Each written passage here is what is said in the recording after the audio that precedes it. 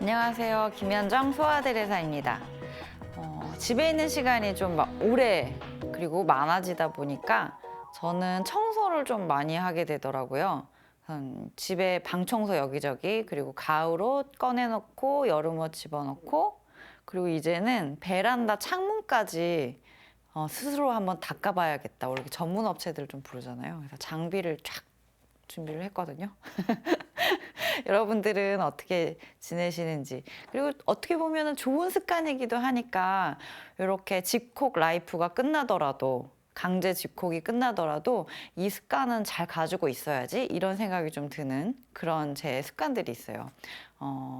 이렇게 말처럼 잘 될지 모르겠지만 오늘은 성지순례하는 남자가 집에만 있고 답답한 우리들에게 110여 년 역사를 가진 목조 한옥공소 대항리 공소를 소개시켜 준다고 합니다. 함께 보실까요? 안녕하세요. 성지순례한 남자 이베드로입니다. 오늘은 원주 거무산 기슭의 작은 공소를 소개시켜 드리겠습니다. 잠시 짧은 영상 뒤에 돌아오겠습니다.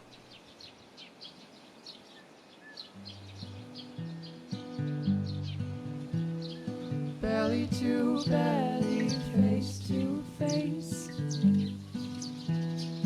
Those eyes you take me to the start, sweetheart, sweetheart.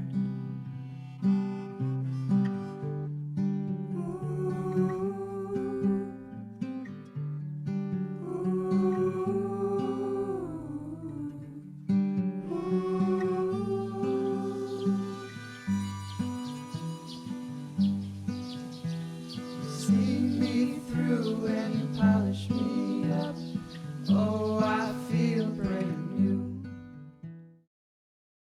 대항리 공소의 시작은 박해시대 덕가산 길슭에 숨어 살던 천주교 신자들이 조불소 통산 조약으로 신앙의 자유가 허용되자 이곳 대항리로 정착하여 교촌을 이루면서 시작되었습니다. 대항리 공소에 대한 유일한 기록은 미텔주교 일기에서 찾을 수 있습니다. 정오의 한강지류를 건너 맞은편 여인숙에서 점심을 들었다. 거기에 대항리 교우들이 마중 나와 있었다. 아침에 40리길을 왔고 오후에 갈 길은 가까운 30리이다. 십립증 남겨두고 아름다운 무지개와 함께 비가 내렸다. 조제 신부가 기다리고 있었다. 11월 12일 성당에는 드브레 신부가 만든 신부방이 딸려있다. 축성해달라고 했다. 그것은 진짜 성당이기에 성당 축성 예절로 축성했다. 성당은 성문님께 봉헌되었다. 미사를 드리고 35명에게 견진을 주었다. 성당 축성을 축하하기 위해 큰 잔치상이 차려졌다. 기록에 의하면 1910년 11월에 공소 축복식을 했는데 실제 공소의 성립은 그 이전입니다. 공소 신자들에게 구전되는 말에 따르면 대항리 공소는 1892년에 설립이 되었고 현재의 공소 건물은 1900년에서 1906년 사이에 세워졌다고 합니다. 대항리 공소 건물은 일제강점기를 거쳐 한국전쟁 때는 인민군의 막사로 사용되었고 전후에는 미군의 구호물자 배급초로 사용되는 등 세월의 풍파를 겪었습니다. 1950년대에는 지붕을 기와로 바꿨다가 하중을 견디지 못해 다시 초가로 바꿨고 1970년대에는 슬레이트로 바꿨습니다. 1986년에는 벽 보수 공사와 알루미늄 창호 등 수많은 개보수 작업이 이루어졌습니다. 2012년에는 대항리 공소 축복 100주년 기념식을 하면서 공소 건너편에 건립된 교육관 축복식도 함께 열렸습니다. 이 자리에서 교우들은 공소 본래의 모습을 되찾기 위한 노력을 다짐했고 결국 2016년에 원주시의 지원으로 역사적 고증을 통해 복원공사를 진행하여 지금의 공소의 모습을 갖추게 되었습니다.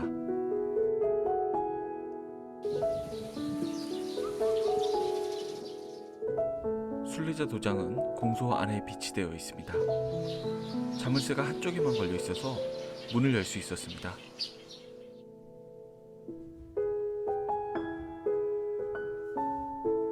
도장은 들어가셔서 오른쪽에 비치되어 있습니다.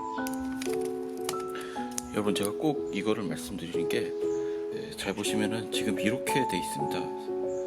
그런데 이게 이렇게 만약에 찍으면은 제가 봤을 때 안 맞을 수도 있어요.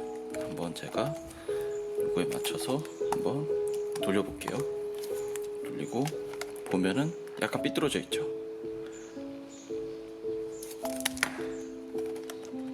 맞습니다. 이것도 삐뚤어져 있어요. 성지 도장은 지금 여기 보이는 이 기둥이 있죠. 이 기둥을 중심으로 보통 이렇게 돌아가 있습니다. 이건 보면 기둥을 중심으로 맞추면은 살짝 왼쪽으로 또 틀어져 있죠. 그러니까 이 뒤에 지금 요 부분, 그 도장이 어떻게 생겼는지 이 부분이 지금 비틀어져 있는 거예요. 사실 요걸 이쪽으로 좀 더 돌렸어야 맞는 거죠. 근데 이렇게 되는 경우가 많으니까요. 요 기둥, 지금 양 옆에 요 기둥을 중심으로 해서 돌려보시는 걸 추천드립니다. 그래야 정확한 도장의 위치가 나와요.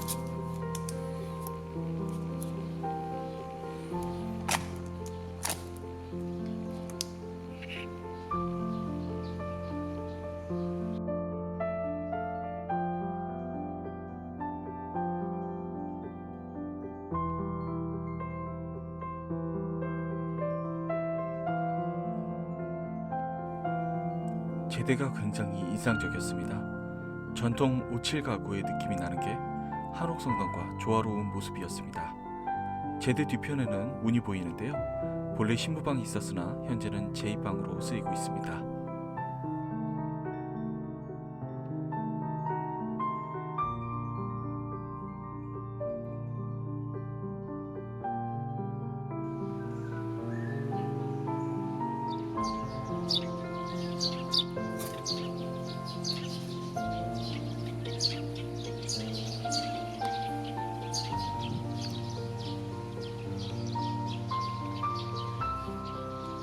오늘은 대한리 공소를 소개시켜드렸는데요. 순례하실 때 가까이 있는 원동 주교자 성당 강원 가면과 함께 순례하시는 것을 추천드립니다. 구독 안 하셨으면 꼭 유튜브 채널 구독해 주시고 좋아요도 눌러주시면 감사하겠습니다. 영상을 봐주신 모든 분들, 그리고 지금도 전염병과 싸우고 계신 모든 분들께 주님의 은총이 함께 하시길 기도드립니다. 감사합니다.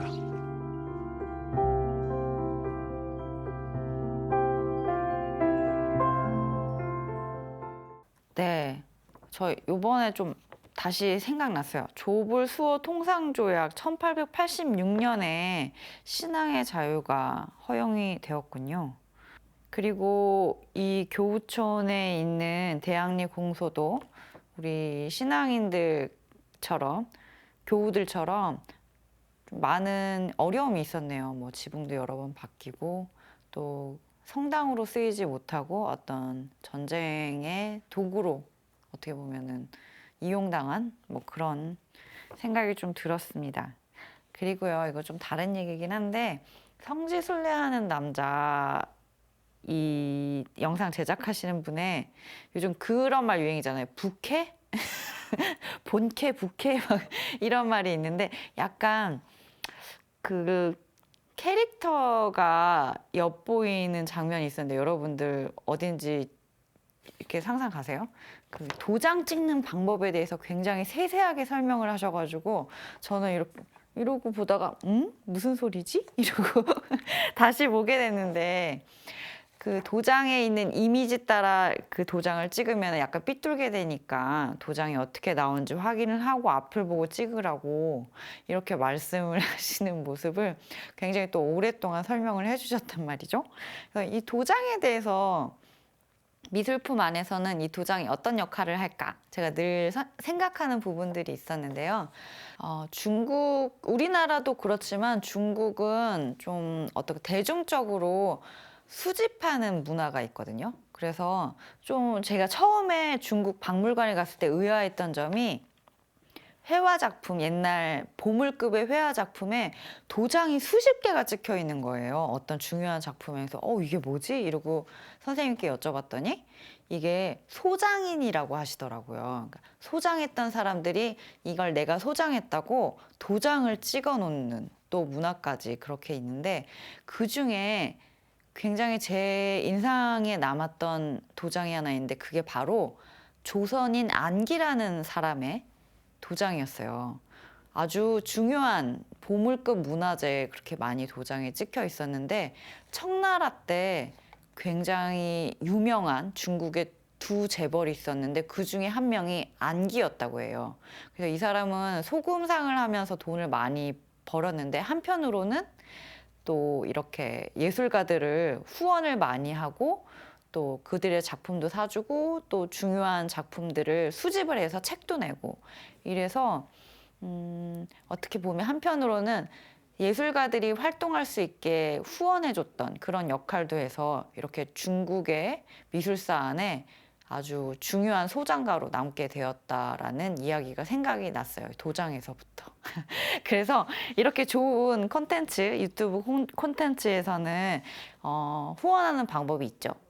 그 좋아요, 구독을 해주시면 우리는 성지순례하는 남자가 보여주는 이런 어떻게 보면은 잊혀질 수 있는 공소나 성당을 대신 다녀와 주면서 저희한테 보내주는 그런 어떻게 보면 작은 실천 그리고 선한 영상물에 대해서 후원할 수 있으니까 여러분들 구독, 좋아요, 알림 설정은 조금 귀찮긴 하지만 그래도 그렇게 해주시면 많은 힘이 되지 않을까 생각됩니다. 두 번째 영상은요. 서울대교구 청소년국 청년부에서 만든 알쓸교잡입니다. 네, 순교란 무엇일까에 대해서 이번에 알려주신다고 해요. 함께 보실까요?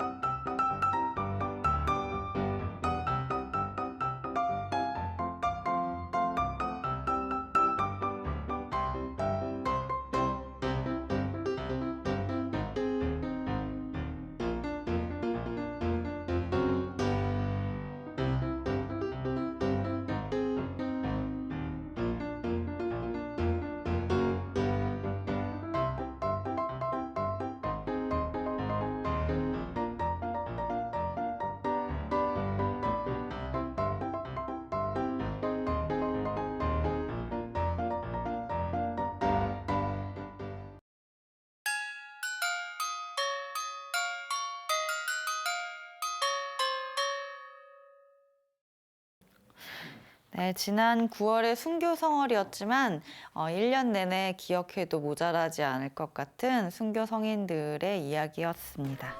네, 오늘 앵글씨는 여기까지입니다. 다음 회에 다시 또 준비해서 나올게요. 감사합니다.